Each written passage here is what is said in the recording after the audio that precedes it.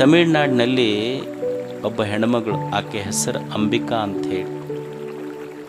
ಏನಾಯ್ತಂದ್ರೆ ಆ ಎಮ್ಮಗೆ 14ನೇ ವಯಸ್ಸಿಗೆ ಮದುವೆ ಆಯ್ತು.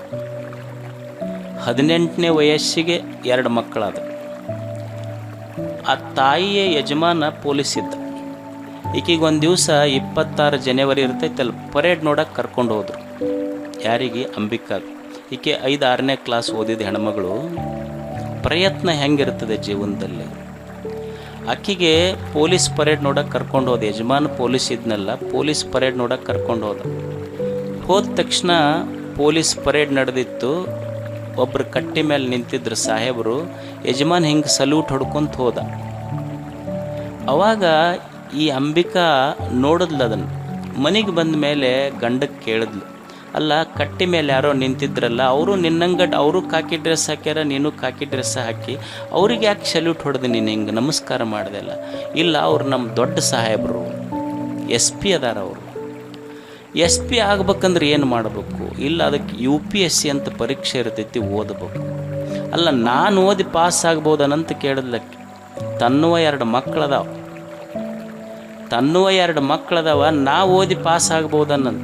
ಇಲ್ಲ, ಆಗ್ಬೋದು, ಬಟ್ ನಿಂದು SSLCನೇ ಆಗಿಲ್ಲಲ್ಲ ಅಂದ ನಾವು ಗಂಡ. ಆಕಿದು SSLC ಸಹಿತ ಆಗಿದ್ದಿಲ್ಲ. ಅವಾಗ ಆಕೆ ಅಂದ್ಲು, ಇಲ್ಲ ನಾನು ಕಟ್ಟಿ ತಗೊಂಡು UPSC ಬರೀತೀನಿ ಅಂತ. ಅಲ್ಲ ನೋಡಿ, ಆಕೆ 10ನೇ ಕ್ಲಾಸ್ ಪಾಸ್ ಆಗಿಲ್ಲ, 5-6ನೇ ಕ್ಲಾಸ್ ಓದ್ಯಾಳ, 2 ಮಕ್ಕಳದಾವ, UPSC ಬರೀಬೇಕು, ಎಕ್ಸಾಮ್ ಬರೀಬೇಕು ಅಂತ ಸಂಕಲ್ಪ ಮಾಡಲು. ನಮ್ಮ ಮನ್ಯಾಗ ತಾಯಂದಿರಿಗೆ 2 ಮಕ್ಕಳಾದವು ಅಂದ್ರೆ ನೀವೊಂದು 2 ಕೊಡ ನೀರು ತೊಗೊಂಬ ಅನ್ರಿ. ಅವ್ರೇನಂತಾರೆ, 2 ಸೀಸರಿನಾಗಿ ಅವು ಗೊತ್ತಿಲ್ಲ, ನಮ್ಗೆ ಆಗೋದಿಲ್ಲ ಅದು ಕೆಲಸ ಅಂತಿರ್ತಾರೆ. ಆಕಿ 2 ಮಕ್ಕಳ ತಾಯಿ UPSC ಬರೀಬೇಕು ಅಂತ ಮನ್ಯಾಗ ಕುಂತು SSLC ಬರೆದು ಪಾಸಾದ್ಲು, PUC ಬರೆದು ಪಾಸಾದ್ಲು, ಡಿಗ್ರಿ ಬರೆದು ಪಾಸಾದ್ಲು. ಆಮೇಲೆ ಡಿಗ್ರಿ ಆದಮೇಲೆ 2 ಮಕ್ಕಳನ್ನ ಮನ್ಯಾಗ ಬಿಟ್ಟು ಮಡ್ರಾಸಿಗೆ ಹೋಗಿ ಕೋಚಿಂಗ್ ತೊಗೊಂಡ್ಲು. 1ನೇ ಅಟೆಂಪ್ಟ್ ಫೇಲ್ ಆಯ್ತು, 2ನೇ ಅಟೆಂಪ್ಟ್ ಫೇಲ್ ಆಯ್ತು. ಫೇಲ್ ಆದ ತಕ್ಷಣ ಮನೆಯವ್ರು ಇಲ್ಲಿ ಮಕ್ಕಳು ನೋಡ್ಕೊಳ್ಳೋರು ಯಾರೂ ಇಲ್ಲ ಅಂತ ಕರೆಯಕ್ಕೆ ಹೋದ್ರು. ಇನ್ನೊಂದು ಅವಕಾಶ ಕೊಡ್ರಿ ಅಂದು. 3ನೇ ಅಟೆಂಪ್ಟ್ ಬರೆದ್ಲು, ಫೇಲ್ ಆದ್ಲು. ಮನೆಯವ್ರು ಒತ್ತಾಯ ಮಾಡಾಕತ್ತು, ಇನ್ನೊಂದು ಅಟೆಂಪ್ಟ್ ಕೊಡ್ರಿ ಅಂದ್ಲು. ಅವಾಗ 4ನೇ ಅಟೆಂಪ್ಟ್ ಬರೆದ್ರೆ UPSC ಪಾಸ್ ಆದ್ಲಿಕ್ಕೆ ಬಾಂಬೆದೊಳಗೆ ಪೊಲೀಸ್ ಕಮಿಷನರ್ ಅದಳ ಅಂಬಿಕಾ. ಅಂದ್ರೆ ಮನುಷ್ಯನ ಪ್ರಯತ್ನಕ್ಕೆಲ್ಲವೂ ಸಾಧ್ಯ ಇದೆ. ಪ್ರಯತ್ನ ಮಾಡಬೇಕಲ್ಲ ಜೀವನದೊಳಗೆ.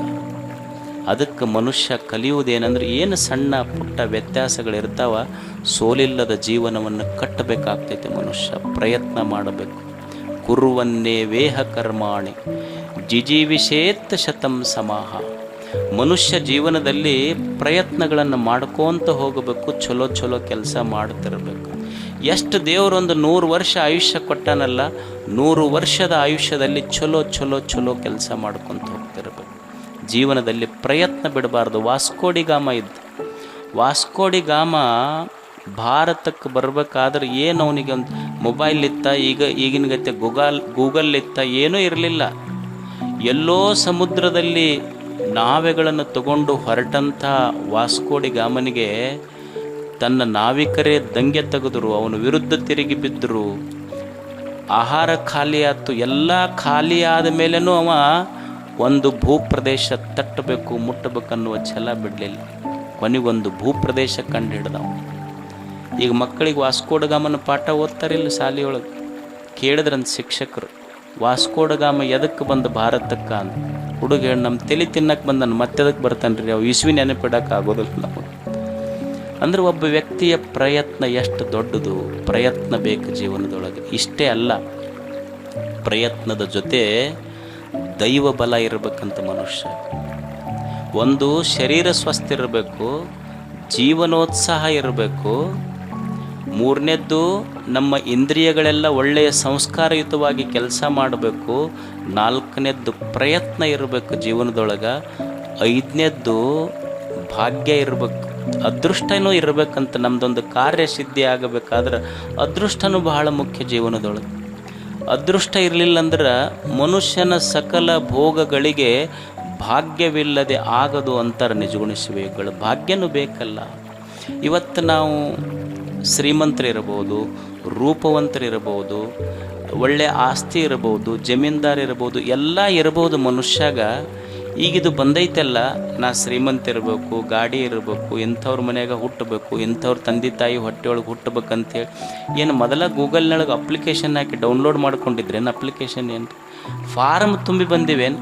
ಇದು ಏನು ಸಿಕ್ಕೈತಲ್ಲ ಈಗ ನಾವು ಪಡೆದ ಜೀವನ, ಐಶ್ವರ್ಯ, ಅನುಭವಗಳು, ಇದೆಲ್ಲ ಬಂದಿದ್ದು ನಮ್ಮ ಭಾಗ್ಯದ ಫಲ, ಇದು ದೈವದ ಫಲ ಅಂತ ತಿಳ್ಕೊಂಡಿರ್ಬೇಕು ಮನುಷ್ಯ. ಇದು ಭಾಗ್ಯದಿಂದ ಬಂದಿತ್ತು ಅಲ್ರಿ. ಕೆಲವೊಬ್ರು ಎಷ್ಟು ಮಂದಿ ಬುದ್ಧಿವಂತಿಕೆಯಿಂದ ಆಗಬಹುದಲ್ರಿ ಅನ್ಬೋದು ನೀವು.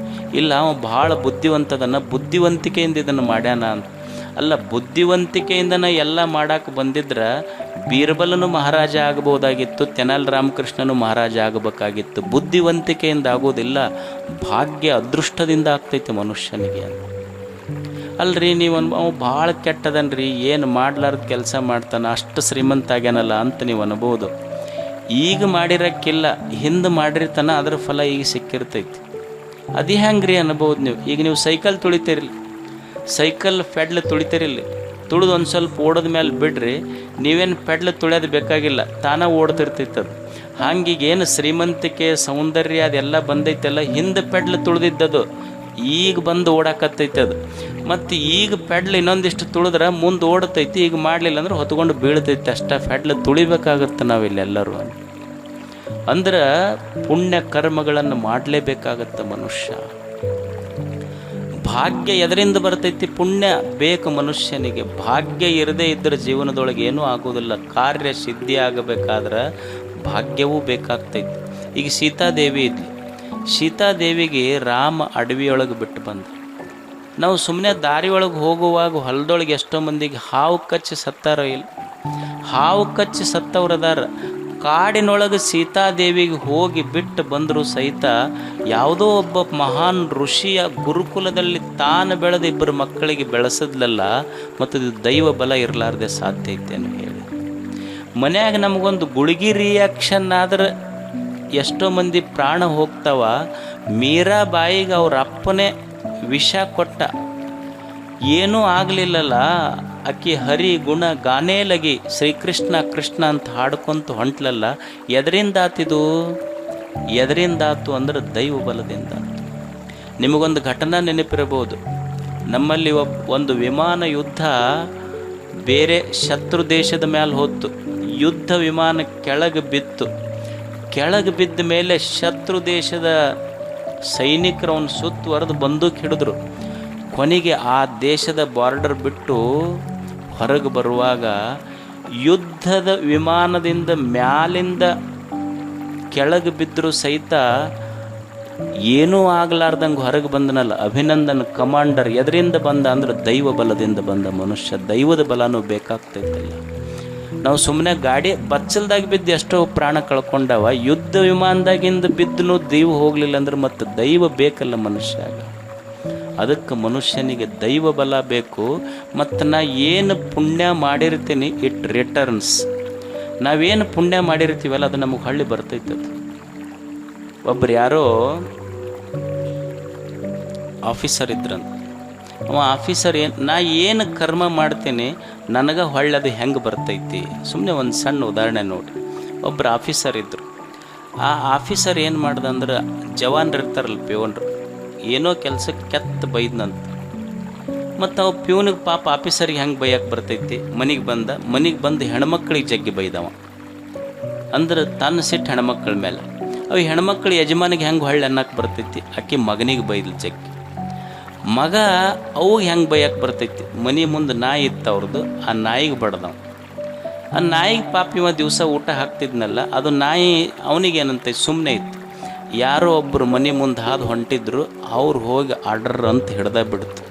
ಯಾರಿಗೆ ಹಿಡಿತಂದ್ರೆ ಆಫೀಸರ್ ಬೈದಿದ್ನಲ್ಲ ಅವನಿಗೆ ಹಿಡ್ದಿತ್ತಂತಿದ್ದು. ಅಂದ್ರೆ ನಮ್ಮ ಕರ್ಮ ಮಾಡಿದ ಪುಣ್ಯ ಫಲಗಳು ಹೊಳ್ಳಿ ನಮಗೆ ಬರ್ತಾವಂತೆ. ಅದಕ್ಕೆ ಮನುಷ್ಯ